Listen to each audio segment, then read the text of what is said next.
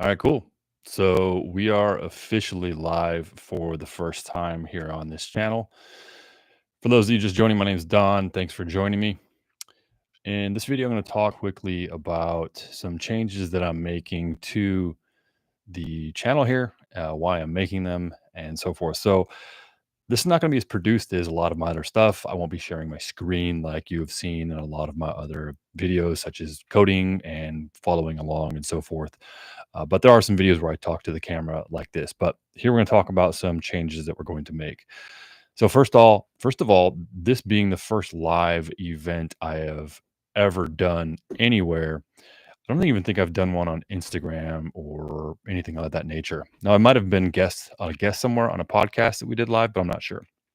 But anyway, just going live completely here off the cuff because I'm going to be making some changes here, and the changes we're going to be making, or I'm going to be making, are around the content. So if you see me looking down, I've got some notes here that I want to talk about. So this video could go for 5, 10, 15, 20 minutes. I'm not sure. So hang in there with me. So the thing that's going to be changing here is the consistency in which the videos are coming out. I want to be a lot more active here on YouTube. So the plan is to have a couple of videos per week and one live session. Now, what is the topic going to be around? That's what we'll get to here in a second. But I think before that is perhaps mainly a good reason of like why I haven't done that before, why I haven't moved over to this new method of the channel here. And so the reason for that is simply because there is a lot of fear that is out there when you're starting to put yourself out there. Now, the best way I can relate to that is when I started public speaking back in the early 2000s. Back then there was no one recording your talks, but it was still a very scary thing to get in front of people and speak, and frankly, there are a lot of people still very scared of that to this day. At the time, I had decided to speak at a code camp in Arizona where I lived, and I was going to be speaking on dependency injection. And funny enough, you can probably still find those slides out there in the wild, which is pretty interesting. That was a talk for .NET dependency injection. The room size that I was going to be speaking at was around 20 people, and in fact, I had already went to the college. That's where I attended college, where this event was going to take place. So I was familiar with the room size. I knew it was something I could do. 20 people. Okay, I got this. Now, unbeknownst to me, my talk became very popular. And the night before, I had been notified of from the organizers that my talk was moved to the main auditorium. And that ended up being 175 people that were going to be inside of this auditorium, kind of like the slanted seats and everything you see at a college. And sure enough, it was full. So I went into that day with a lot of fear. I successfully completed it. But prior to that, I had had two failed attempts at speaking in public. And it was simply because of fear of getting out there. And so I think that a lot of people have fear of getting started, including myself. So you might have fear of getting started in a public forum like this. What are people going to think? What are people going to say about me? Who am I to go out and start talking about certain things? The thing is, I think we all have certain value that we can provide to everybody else. We have certain life experiences. There's things that I've done for me that have worked very well. I have a lot of people ask me questions on how to do these things. And so I think it's just about time to put aside any fear that I might have had about being live here and doing this. Now, I think there's also a lot of other people that might also be similar to my age that might have a very similar type thing. So I'm in my mid 40s, and it's kind of been one of those things like I grew up at a time when YouTube was not around. And so when YouTube wasn't around and it came around, it felt like a very much of a young person's game. But YouTube is the second largest search engine out there, and there's a lot of opportunity to get stuff out there. So, as the thumbnail of this has states, is consistency always wins, and the reason for that is simply because that's something I believe wholeheartedly. And the new format going forward will be a little less produced, but that's going to allow me to be a lot more consistent with what we're doing here. And so I'll be talking around all different types of things. And that kind of gets me into the second topic here, which is like, who am I going to be speaking to? If you're a subscriber of this channel already, I appreciate you greatly, but you probably have a software background or something of that nature. You probably have seen some of my videos, or you've listened to a podcast that I used to run for years ago, or watched many of my one of my many training videos, or seen me speak in public, I will still be talking about some software content, but I won't be as active about deep dives into certain things of certain content. So the audience that I have here that I'm looking to really talk to are people that have similar interests here. And one of those things is just building autonomy and freedom. And one of the things that I have been a big proponent about for we're going on, what's this, 2025, 15 plus years now, is working remotely. I have worked remotely for 15 years and I have been a very big proponent of it. So even prior to COVID being around, I was someone who was a big proponent of working remotely. And what this gives you is autonomy. It gives you autonomy of your time. So I can wake up a little bit later or I can wake up earlier, work on the stuff that I want to work on, maybe a personal project. And then at that time, I can then go to work at a certain time at 9 in the morning and work my 8 hours. And then I'll have the rest of the evening to do family stuff or activities or whatever. It gives me more freedom. But I'm also going to be talking about making money online because there's a certain level of autonomy you do get from working remotely, but you're still within the confines of having an employer. And if they say jump, you basically have to say how high and you jump. So I think everyone kind of understands that analogy. The next level to that is usually going to be something like freelancing and consulting. And then you get into building your own software, which you can do at the same time, and releasing apps and selling those apps or SaaS apps. So I'll be talking about all those things as well, because those are things that I do every day as well, and things I have done in the past. And I'm going to share some experiences about that. So if you're a software developer, you'll probably relate to a lot of those topics as well. And I'll be having a lot of content around that very similar thing. Um, I'm also the audience that I'm also speaking to is, hey, you're a software developer. You might work at home. You might have a desk job, stuff like that. But I'm also in my mid 40s. So a lot of people can relate to people their age or close to their age or someone that they might look up to. So a lot of people might relate to me who are around my age. And so I will be speaking from life experience that I have. And if that helps influence or help anybody else that's younger, then great. If it helps someone who is a little older, great. But I assume that a lot of my audience will probably be right around that mid 40s or late 30s age range, simply just because of the experience and life experience I have. And that also brings up some other topics that are interesting to kind of bridge as well, as someone who has got over 25 years of experience in the industry. How do you adapt as someone? So I'm in my mid 40s. How do you adapt as someone who is in your mid 40s and you're aging in the software industry? At what point do you think, hey, do I want to stay on this technical track, which is going to be the staff engineer, the principal engineer, the distinguished, or do I want to go management? And what are the pros and cons of each? Because there are pros and cons of each.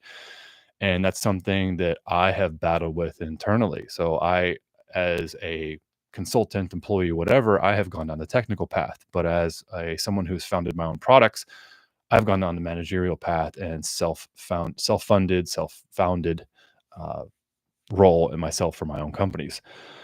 But then there's other people that are my age that are VPs and directors, et cetera. So I don't think there's a right or way to do it, but it's something that you have to determine. And a lot of people don't think about it until it's too late. So we'll have a lot of those discussions over time as well, which also brings up another topic here, which is imposter syndrome.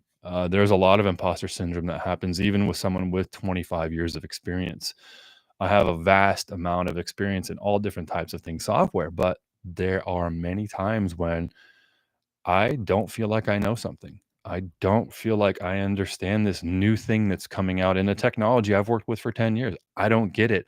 Yet everybody's talking about it like they understand it. So there's a lot of imposter syndrome. And I think I want to kind of bridge that gap to say, hey, this is kind of normal. And we kind of have to go into things with a beginner mindset. So we'll talk a lot about that over the coming months and so forth with these videos. So just taking a look at the notes here. Um, and as the thumbnail this says here is consistency, and we still haven't got into that topic yet.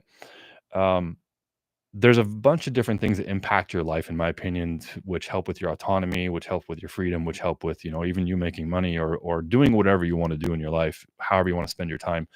And that is going to be your fitness and nutrition. And while I'm not going to turn this into a fitness and nutrition channel, I might actually create a different channel for that. I am someone who is in considerably good shape at my age. I will still mention fitness and nutrition from time to time simply because how healthy you are does impact your ability to do certain things in life. If you're drinking every single night and you can't seem to get up in the morning to work on your projects to create more freedom for yourself or to earn another side income, well, that's going to impact what you're doing. That's health and fitness stuff. Maybe we should stop drinking or we cut back or something like that. If we're eating fast food or whatever, we're not exercising. All these things that come together in a holistic view. So I will be kind of mentioning those things as well. Okay, so that kind of talks about what we'll be doing. So just to recap, this channel will be moving to more of a frequent cadence here. I plan on doing 2 videos a week, which I will edit and so forth, and they'll be more polished in this live. And then I'll do 1 live a week where we can kind of just chop it up, talk about whatever, hop into the chat and get to know folks and so forth like that. So be stay tuned for those. I'll schedule them in advance. I don't have a schedule or cadence that I'm going to do that yet. For example, this one's on a Saturday morning. I didn't even plan to do this. I basically woke up, thought, you know what? I just need to just get this going already. I have been procrastinating, which gets into our consistency topic. I have tried to start this numerous times, and I would sit down at this desk and I'd look over and be like, oh, there's the office trash can. It's full. I need to take it out. I don't need to take it out right now. But my mind would say, I need to take it out. Why? Because it's a distraction to procrastinate me from the thing that's hard or the thing that's scary. So I just sat down this morning, said, you know what? Turn on the lights, put on a clean shirt, comb the hair, said, all right, we're just going to go live and do this, which is where we are today. Okay, so let's hop into the topic of consistency. Um, I think consistency, I know consistency, in my opinion, is a key to success in basically anything that you do in life. And this applies for things that I think we know. Like if you eat nutritious foods all the time, you're just going to become healthier. But you have to do this consistently. You can't eat salads for 5 days and be like, hey, I'm healthy. You didn't, I mean, you might have lost half a pound. That's good. That's a start. But if you want to have a healthy lifestyle, you need to be eating consistently, eating clean consistently. Sure, you might take a break here and there and have, some cake for a birthday. But that's all right. But consistency is a key here. Um, and I think where I really learned this the biggest was with when I used to run my podcast Fragmented with my previous co-host. I've now left that podcast, but for around 9 years, we were quite consistent for about 7 of them. During the first 7 years, we were very consistent. We released every single week. We recorded at the same time every week. We had documents and structure on how we were going to record. We had intros and outros, and we had a team of people helping. The thing that enabled us to grow over a period of time was simply being consistent and showing up week after week, knowing that, hey, on Thursday morning at 10 in the morning Eastern, we are going to record. Regardless of what happens, it's going to be a him and I show, or it's going to be we're going to have guests, etc. And that's where we just saw our podcast grow from just 2 guys with an idea to having tens of thousands of people listening every single week, which was an amazing experience. So that was the first thing that I realized where consistency really, I saw something skyrocket. Now I had experienced it before with blogging when I started in the early 2000s. I used to blog once a week, and that really helped out. Growing my exposure, getting me exposed to various different conference talks, etc., and allowing me to speak at different conferences. So there's tons of opportunity when you are consistently doing something. And what that does also is it allows you to learn along the way. Now, I'm going to watch this video later tonight, tomorrow, whatever, after it goes live, and I'll probably really kind of grit my teeth at it simply because it won't be the quality that I am used to putting out myself. I have a high bar of quality that I like. But I'm super excited to actually just get this thing going. So I know I have to start at zero. And that's what I tell a lot of people sometimes when they're building their social media profiles or anything of that nature. Like, well, I don't have the following you have. I'm like, look, we all start at zero. You just have to be consistent. And when you're consistently putting out good information, people will show up. And what you end up doing is learning in the process. Hey, this worked and this didn't work. And hey, maybe I should try to tweak this. Or hey, I saw someone who I admire do this thing. I'm going to try it. And you put your own spin on it. But over a period of time, if you're just consistently doing something, you're going to learn and you're going to have this mastery to it, where a lot of these things become second nature. I'll click a button and boom, we're live, or I record a video and it's real easy. Um, and the thing that I think that matters here is understanding what cadence you want to release at. And if you're going to be, everything's different. If you're going to be releasing a podcast, maybe it's every week, but then there's some podcasts that release every single day. And so it depends on what you're trying to do, how you're trying to grow, and the available time that you have, and where can you fit it in. So the big thing for me is just understanding that I can fit in a couple of shorter videos as long as they're not highly produced. It should be possible, and then fitting in a live session that starts at the same time every week. And when you do that and you schedule these things, it allows you to easily say, hey, I know on this day I'm going to show up and we're going to go ahead and hit live, and we'll pre plan it, have a thumbnail out there so people get notified, and off you go. So I think that about covers it for this live here. Nothing too much going on. Thanks for the comment here. Uh, Glad to see you. Looks like someone had commented that they remembering the Kotlin days. So thanks for watching the Kotlin videos. Yes, there's a large 9-hour course if you're interested in learning Kotlin that I put out a number of years ago that covers everything you probably need to know to just get started with the Kotlin programming language.